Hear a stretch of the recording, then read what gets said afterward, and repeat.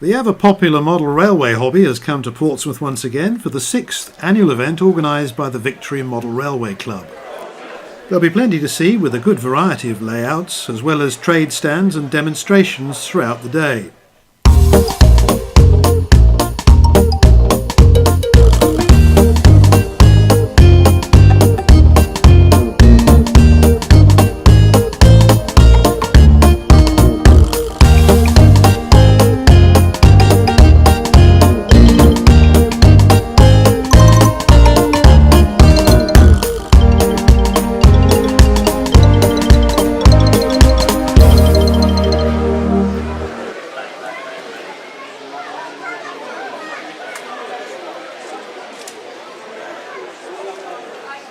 Among the 17 layouts on display, we first take a visit to the 19-foot-long Port C.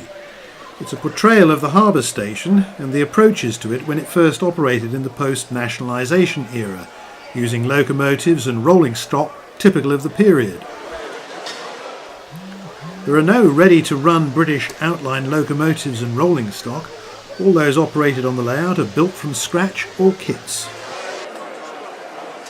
Various features of the locality have been incorporated into the model, such as Commercial Road Bridge, the dockyard gates, as well as parts of the Semaphore Tower building. The terminus station is again scratch built using plasticard, although the station building and the footbridge have been adapted from Triang models.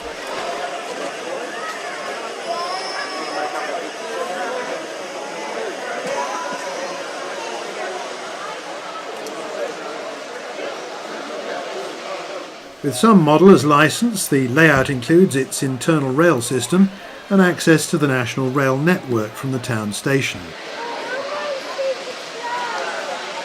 Walking about and among some of the layouts, we managed to catch up with a Victory Club member who was able to tell us about this year's event and what to look out for.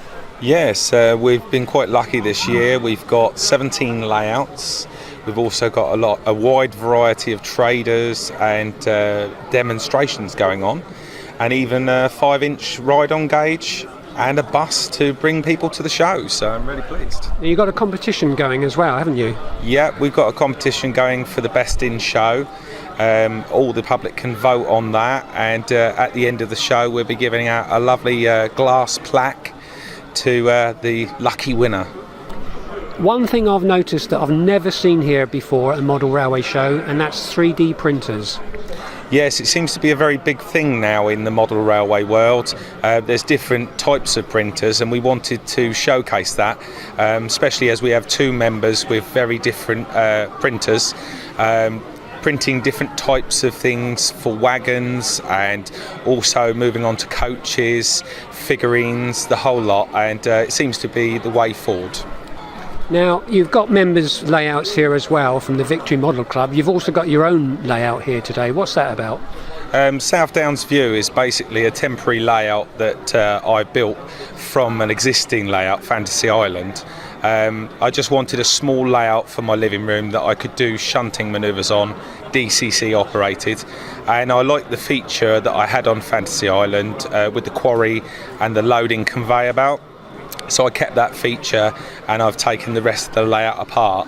I hope to move on to a new layout very soon.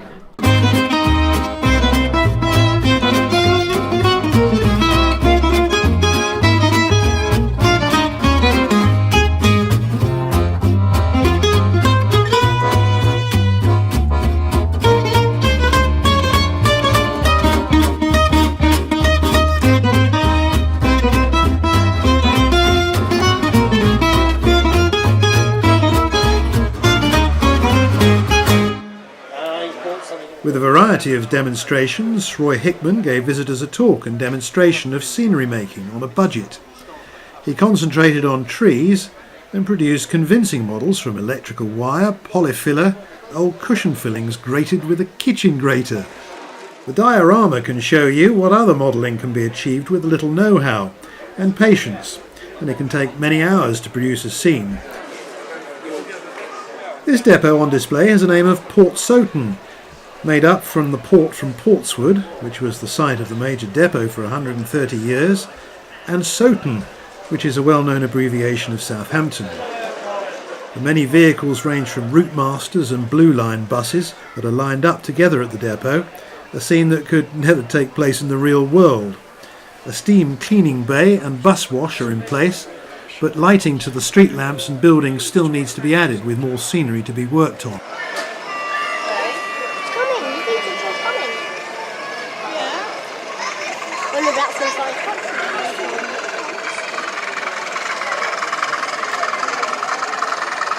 That's a bit of a weird diesel train. It's at either ends.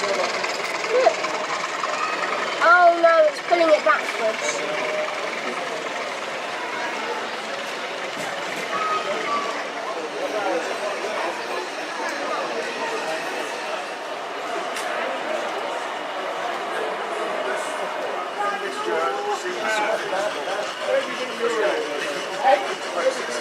Folly Lane is a modern image layout and is fully DCC and uses stock from the 1996 era.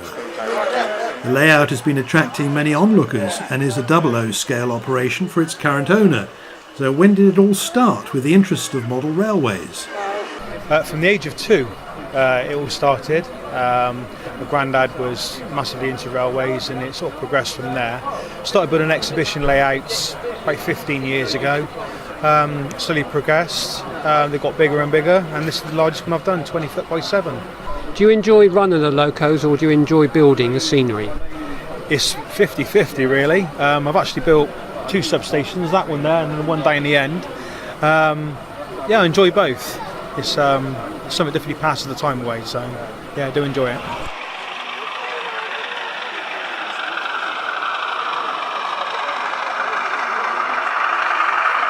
Folly Lane has a great number of locos to hand and can run many varieties of trains, as we can see here. Oh, and the scenery is pretty good too.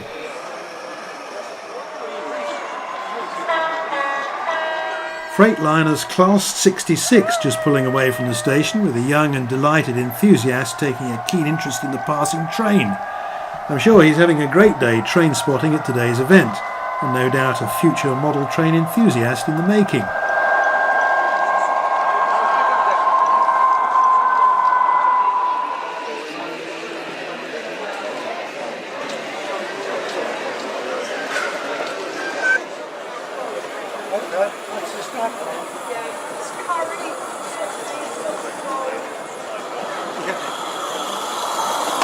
Live steam and electric trains are running on the 1.19mm scale track.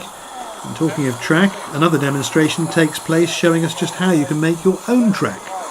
Well, what I'm trying to show here is that it's possible to build your own track to get the real look of fine scale track, but actually this is track that most 00 models will run on straight out of the box without having to do anything to the wheels at all. This is entry level track building. If you want to go into the likes of this double slip here, that's actually cost me quite a lot of money because it's 3 weekends I've spent at the Missenden Modelers retreats in Great Missenden in Buckinghamshire, worshipping at the feet of a couple of the really expert track builders, the acknowledged masters in this craft. And that was 3 weekends of residential course. But no, you can actually build a track, an ordinary point for maybe £35-40 if you're prepared to actually make some of the more intricate bits yourself rather than buying them off the shelf.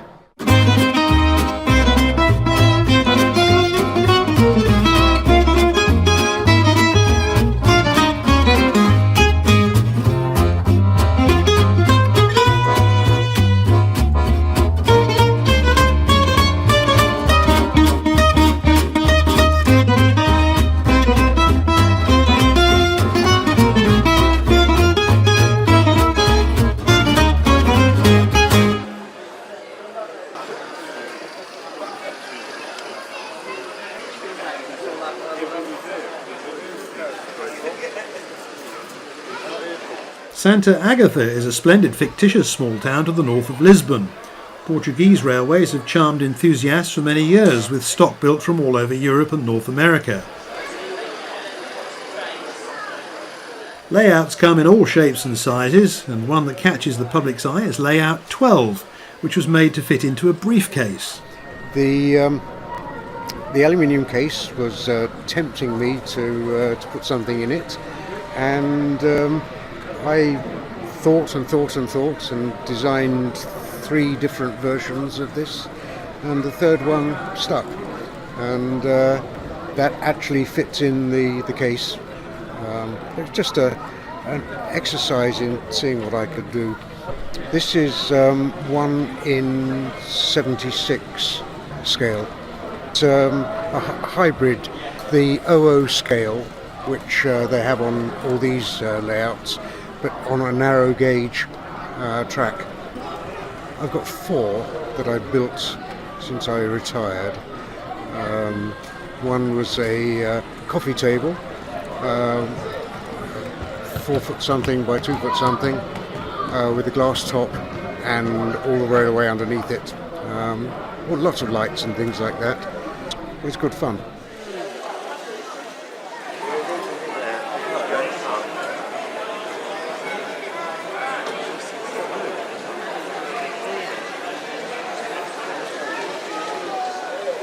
The modular layout uses a modular system, which means that the members can construct their own board with ideas that they might have.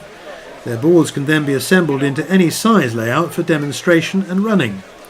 Each modular set can be based anywhere in the world, from Japan to the UK, or form a desert to a snow scene, urban or rural. The ideas are endless to the building model railway enthusiast who fancies having a go. It's a great way to design and include all the modulars together, and it's definitely catching on.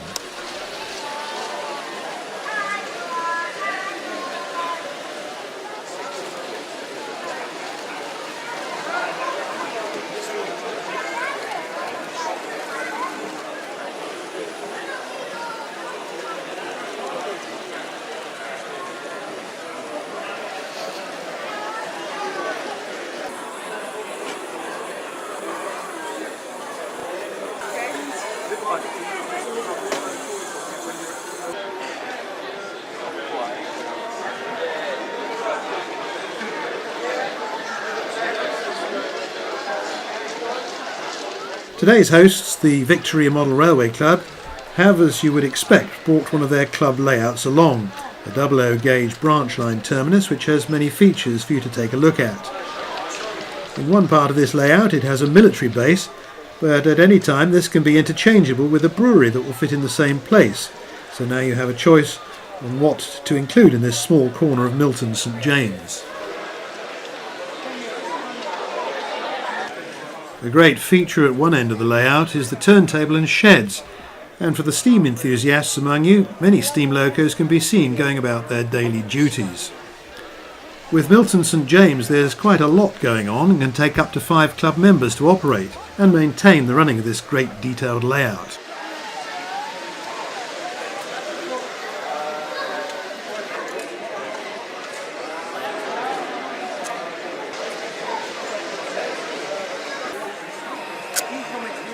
No. A bit more. That's it.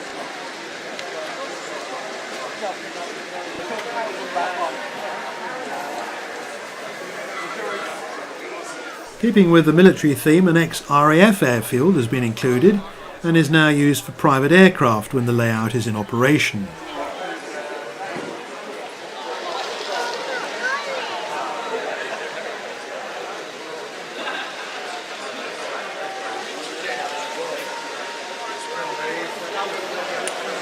From 00 gauge to N gauge we can now catch up with layout 11 from the programme and its creator and owner to explain more.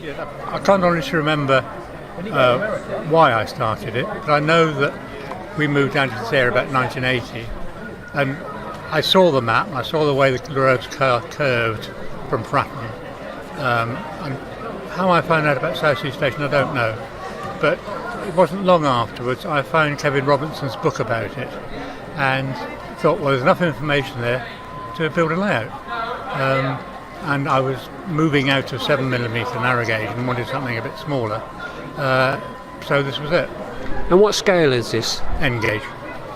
Do you have a lot of interest with people coming by, particularly from Portsmouth? A great deal today. This is the first time I've shown it in Portsmouth, Somebody actually found their old house on the pictures on the display.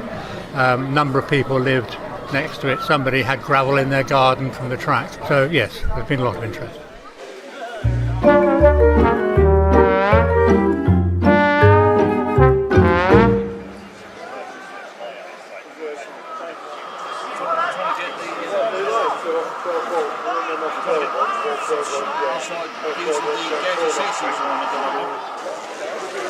It runs and everything. It's like up so much.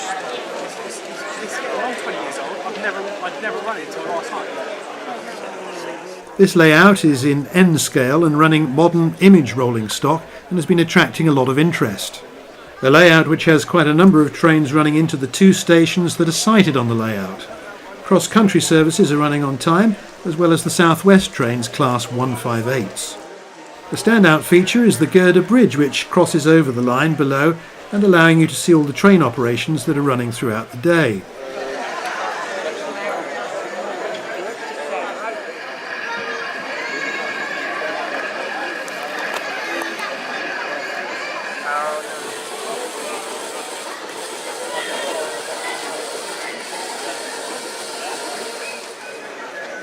With a keen young eye taking in all the action, another briefcase layout, but this time in Z gauge, and is a purely freelance German motive power depot with just a nod towards railway practices. Can you spot a person on the stretcher being taken to the waiting ambulance? It's simply an exercise in determining how much operating potential can be created in a small space.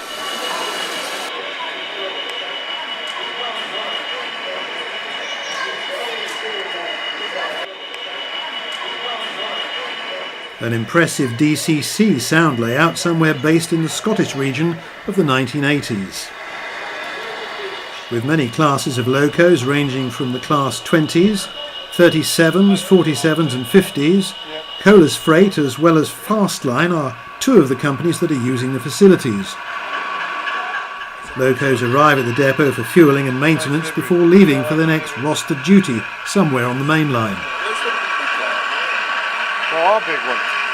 Mackey Road is a freelance refuelling and stabling yard with some great details and working features such as the yard lights. It's operated and built by a Victory Model Railway Club member Malcolm.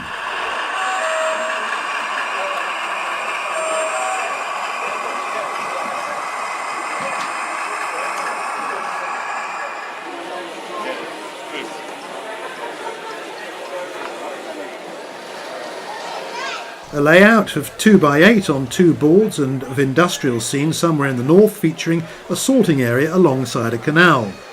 Most of the buildings are scratch built, including the boats on the canal. The buildings also have lighting by means of grain and wheat bulbs fitting.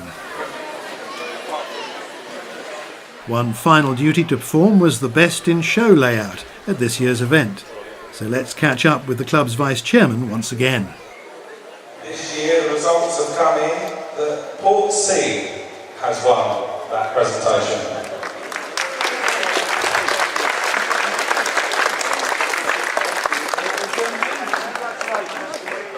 Thank you. Thank you as well to keep it safe.